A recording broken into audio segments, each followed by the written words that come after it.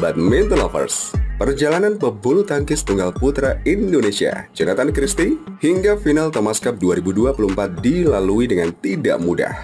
Terhenti pada babak awal Malaysia Open 2024, India Open 2024, dan Indonesia Masters 2024, pebulu tangkis 26 tahun itu memperbaiki hasil pada All England Open 2024 dan kejuaraan Asia dengan menjadi juara.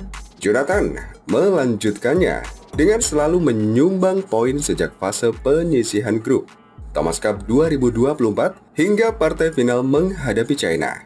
Tim Thomas Indonesia akhirnya harus puas menjadi runner-up setelah kalah dari China 1-3. Pebulu tangkis 26 tahun itu juga sukses mengatasi tekanan saat menghadapi Li Shifeng pada partai ketiga. Saat itu, Indonesia sudah tertinggal 0-2 setelah Anthony Sinisuka Ginting dan Fajar Alfian Muhammad Rian Ardianto gagal menyumbang angka. Bermain di China ketinggalan 0-2, kalah supporter, dan ditonton lebih banyak legenda China. Itu tidak mudah. Saya cuma ingin menunjukkan saja ketika itu terjadi, kata Jonathan, ditemui media di Platnas Cipayung, Jakarta. Mungkin beberapa pertandingan yang dulu saya gampang terpengaruh dengan keadaan. Tetapi saat ini saya coba mau berubah dari pengalaman yang lalu, ingin bisa membuktikan pada diri sendiri bahwa saya juga bisa dengan keadaan yang mungkin sedang tidak baik-baik saja. Saya berusaha untuk menjadi Jonathan yang berbeda. Itu yang saya lakukan ketika kemarin, kata Jonathan. Sebelumnya Jonathan sudah bertemu Lee pada final kejuaraan Asia 2024 yang mengantarnya naik podium kampiun dengan 2 game langsung. 2 minggu berselang, Jonathan kembali bertemu dengan Lee yang mampu memberi perlawanan dalam rubber game. Perubahan Li Shifeng di kejuaraan Asia terlihat pada Thomas Cup yang merupakan pertandingan besar. Gengsinya besar, spotlightnya juga berbeda. Yang menonton juga berbeda, tutur Jonathan. Supporternya berbeda, bahkan legendanya turun untuk menonton. Pasti dia juga ada ambisi, motivasi ingin menampilkan yang terbaik. Apalagi di rumah sendiri, dan saya terpikir cuma satu, jangan sampai saya dibalas hasil Thomas Cup di Denmark. Dia juga jadi penentu, dan saat itu saya mengalahkan Li Shifeng. Satu itu saja yang saya pikirkan. Saya tidak mau jadi penentu itu, kekalahan tim. Jadi sudah, lawan saja. Kalau dari sisi permainan Lee dari kejuaraan Asia sama, tidak ada yang berbeda. Tidak ada perubahan berarti yang drastis.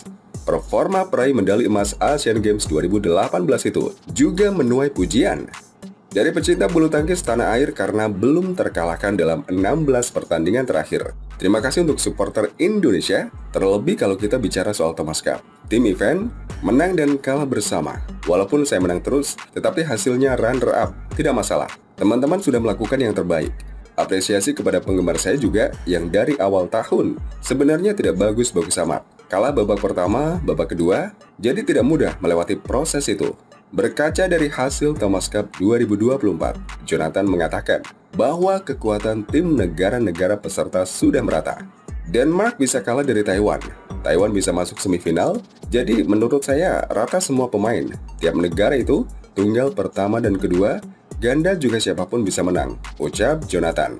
Menurut saya hal yang wajar dan bagus untuk bulu tangkis juga.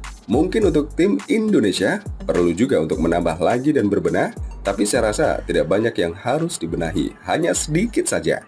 Jonathan juga menjadikan perang mental saat final sebagai simulasi menuju Olimpiade Paris 2024. Saya pernah bilang ada beberapa turnamen besar yang saya jadikan simulasi untuk pertandingan Olimpiade karena saya tahu semua pemain mau menang, itu yang mirip dengan Olimpiade, ujar Jonathan.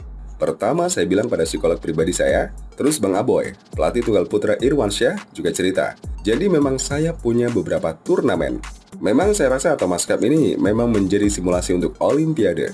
Makanya kemarin di final dengan kondisi seperti itu. Itu adalah simulasi yang paling bagus untuk saya ketika pressure itu ada, ketika harapan itu ada, ketika rasanya itu benar-benar ada di pundak saya. Itu justru jadi latihan yang bagus untuk Olimpiade.